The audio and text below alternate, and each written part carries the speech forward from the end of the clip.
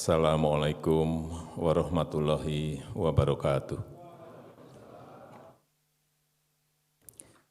Bismillahirrahmanirrahim. Alhamdulillahirabbil alamin. Wassalatu wassalamu ala asrofil anbiya'i wal mursalin. Sayyidina wa habibina wa syafi'ina wa maulana Muhammadin wa ala alihi wa ashabihi ajma'in amma ba'du. Yang saya hormati Menteri Agama Republik Indonesia, yang saya hormati Ketua dan Wakil Ketua Umum MUI, beserta seluruh pimpinan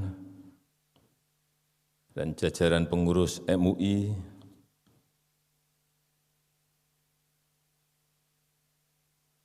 yang saya hormati para pimpinan dan Dewan Direksi Bank Syariah, para pimpinan Ormas tingkat nasional, asosiasi dan lembaga keuangan syariah yang hadir, Bapak Ibu sekalian yang saya hormati.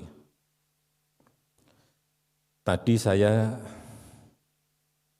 disiapkan bahan sambutan seperti ini banyaknya. Tapi setelah saya mendengar tadi Dr. Buya Anwar Abbas menyampaikan itu, saya enggak jadi juga pegang ini. Saya akan jawab apa yang sudah disampaikan oleh Dr. Buya Anwar Abbas. Akan lebih baik menurut saya di dalam forum yang sangat baik ini. Yang pertama yang berkaitan dengan lahan, dengan tanah, penguasaan lahan, penguasaan tanah. Apa yang disampaikan oleh Buya betul, tapi bukan saya yang membagi.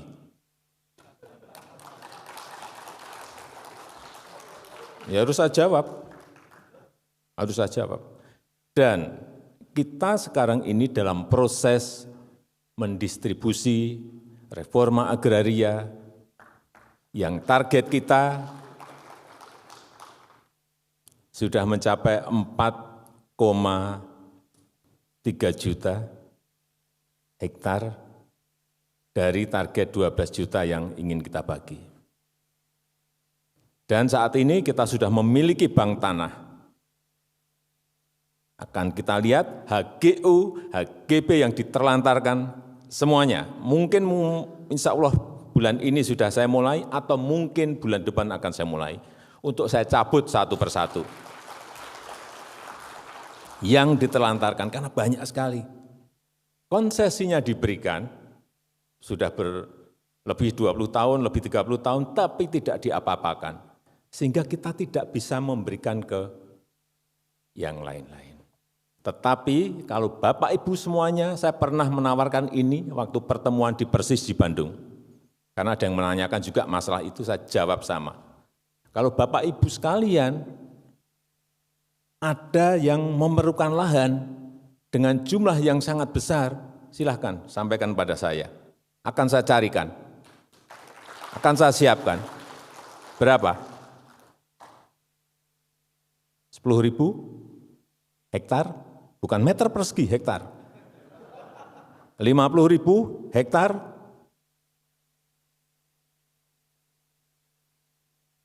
Tapi dengan sebuah hitung-hitungan proposal juga yang visible. Artinya ada visibility study yang jelas. Akan digunakan apa barang itu, lahan itu. Akan saya berikan, saya akan berusaha untuk memberikan itu, insya Allah.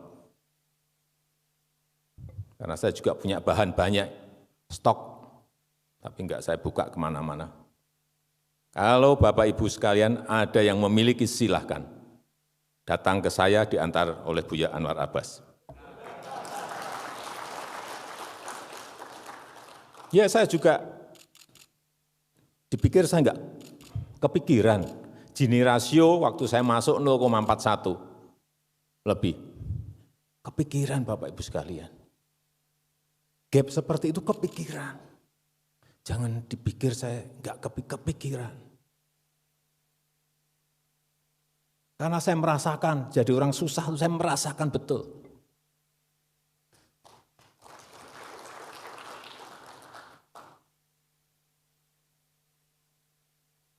Dan enak menjadi orang yang tidak susah memang.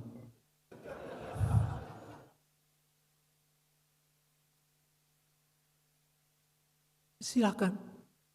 Untuk apa? Tapi jangan menunjuk, Pak saya yang di Kalimantan saja. Jangan. Saya yang memutuskan, oh Bapak butuh 10.000 ya, saya berikan ada ini di Sumatera. Oh 50.000 saya ada ini di Kalimantan, silakan. Dengan sebuah visibility yang hitung-hitungan dan kalkulasinya jelas.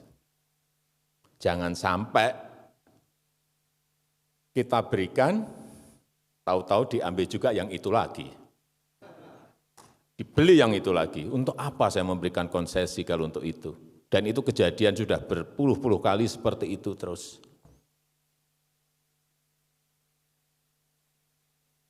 Akan banyak nanti bank tanah kita ini sudah ada yang mengomandani, akan banyak sekali yang kita cabuti. Ini sudah lebih dari 20 tahun, lebih dari 30 tahun, enggak. Masukkan ke sini, ke bank tanah. Baik itu HGU maupun HGB. Agar semua lahan yang kita miliki itu betul-betul produktif. Yang kedua, mengenai usaha mikro, usaha ultra mikro. Memang banyak yang enggak tahu, tapi nanti bulan-bulan Januari, Februari, kalau boleh saya ajak nanti dari MUI, dipimpin juga Pak Buya Anwar Abbas. Enggak apa-apa, entah 5 orang, entah 10 orang, akan saya ajak apa yang sudah kita bangun yang namanya Mekar. PNM itu 2015 kita hanya bisa mengumpulkan 500.000 usaha mikro, usaha ultra mikro yang pinjamannya 3 sampai 5 juta. 1 juta, 2 juta, 3 juta, sampai 5 juta. Sekarang sudah nasabahnya sudah mencapai 9,8 juta. Grameen Bank itu totalnya hanya 6,5 juta, dia mendapatkan Nobel. Ini kita sudah 9,8, tapi enggak dapat Nobel. Akan saya tunjukkan bagaimana Mekar, PNM, Mekar ini bekerja. Yang kecil-kecil dikelompokkan, kemudian gandeng renteng, kalau satu enggak bisa mengangsur, siapa yang membantu. Sistem ini sudah berkembang. Insya Allah nanti sampai 2024 akan mencapai target kita 20 juta. Tapi memang masih banyak, karena usaha kecil, usaha mikro, usaha mikro kita ada 64 juta. Topangan ekonomi informal kita memang sangat besar sekali. Saya juga sedih melihat porsi pinjaman bank kita juga. Usaha UMKM hanya diberi 20%. Sisanya yang tengah, yang gede. Kita maksa pun enggak bisa. Karena Pak, kami bekerja itu berdasarkan kalkulasi dan visibility study yang semuanya terkalkulasi. Enggak bisa Bapak mendorong-dorong kami. Enggak, saya kan enggak minta banyak-banyak. Saya minta minim 30% saja, tapi naik dari 20. Ini pun masih tarik ulur, tapi dipaksa enggak bisa. Bank kita tuh enggak bisa. Pak, kita ini bekerja dengan kehati-hatian yang tinggi, prudent, enggak bisa Bapak memaksa kami dengan target-target seperti itu. BRI mungkin bisa lebih dari 80%. ke usaha kecil, usaha mikro, ultra mikro. Tapi kami nggak bisa yang lain, karena kami memang basis kami adalah di usaha-usaha besar dan usaha-usaha menengah. Inilah kesulitan-kesulitan yang kita miliki. Tetapi insya Allah nanti dengan Bank Syariah Indonesia, BSI, yang gede-gede, yang dari kecil menjadi tengah, menjadi gede, itu bisa dilayani oleh BSI. Karena sekarang sudah masuk ke bank 8 besar dengan kekuatan kapital yang lebih kuat. Dan kita harapkan nanti baik itu berkaitan dengan industri halal, berkaitan dengan pariwisata halal, yang berkaitan dengan produk-produk halal, yang kalau kita lihat pangsanya sangat besar sekali, ini bisa dilayani oleh sebuah bank yang juga gede. Kalau dulu kan hanya melayani yang kecil-kecil. Ini yang kecil dilayani seberapa banyak pun, yang gede juga bisa dilayani oleh Bank Syariah Indonesia BSI.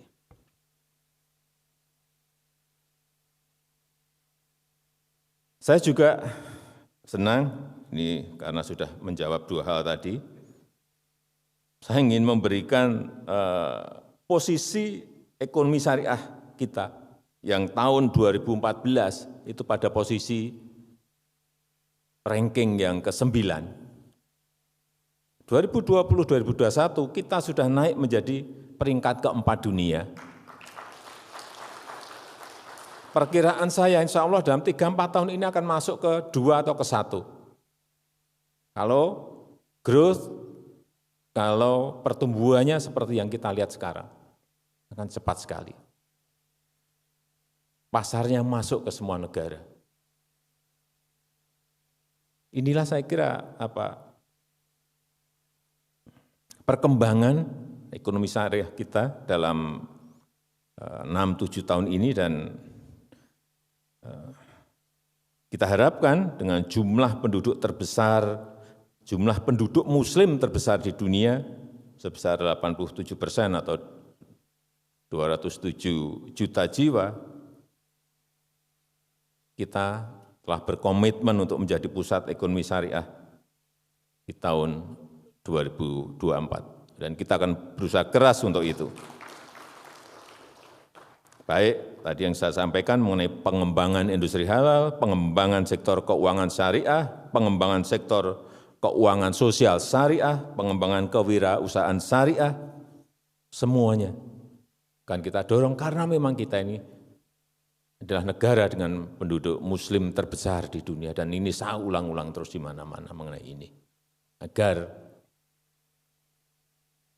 negara lain tahu bahwa Indonesia adalah negara dengan penduduk muslim terbesar di dunia. Apalagi sejak 1 Desember kemarin kita telah menjadi presidensi G20. Keketuaan G20. Artinya kita menjadi ketua dari negara-negara besar, negara-negara maju dengan PDB, dengan GDP, Gross Domestic Product, yang masuk dalam 20 besar. Kita sekarang di nomor 16. Tapi seperti tadi disampaikan oleh Buya bahwa insya Allah di 2040-2045 memang hitung-hitungan McKinsey, hitung-hitungan dari Bank Dunia, World Bank, dari IMF memang kita akan masuk ke 4 besar. Tapi itu halangannya juga tidak kecil, tantangannya juga bukan tantangan yang mudah. Ada syarat-syarat kita untuk mencapai ke sana. Sehingga perkiraan PDB kita saat itu di 2040-2045 kurang lebih 23.000 sampai 27.000 income per kapita masyarakat kita. Sebuah angka yang sangat besar sekali tentu saja. Tapi itu butuh kerja keras kita semuanya. Saya rasa itu yang bisa saya sampaikan pada kesempatan yang baik ini. Dan dengan mengucap Bismillahirrahmanirrahim, Kongres Ekonomi Umat kedua Majelis Ulama Indonesia sore hari ini saya nyatakan dibuka. Wassalamualaikum warahmatullahi wabarakatuh.